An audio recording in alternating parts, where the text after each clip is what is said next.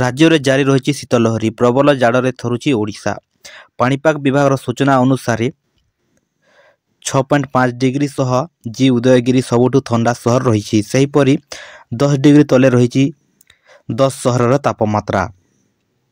କିରାଇ 7, Phulbani 8.5, Koraput 8.7, Keonjhar 8.8 degree, Sundargarh 9 degree, Jharsuguda 9.2, Daringbadi 9.5 degree, Angul ଓ ରାଉରକେଲା ତାପମାତ୍ରା 9.6 degree ସହ କଟକ 13.5 ଓ ଭୁବନେଶ୍ୱର ରାତି ତାପମାତ୍ରା 13.8 ଡିଗ୍ରୀ ରହିଛି। ଆଗାମୀ 4ରୁ 5 ଦିନ ଯାଏ ପାଗ ଶୁଖିଲା ପାଗ ସହ ରାତିକାଳୀନ ସର୍ବନିମ୍ନ ତାପମାତ୍ରା ମଧ୍ୟ ବିଶେଷ ପରିବର୍ତ୍ତନ ଆସିବ ନାହିଁ ବୋଲି ପୂର୍ବାନୁମାନ କରିଛି ପାଣିପାଗ ବିଭାଗ।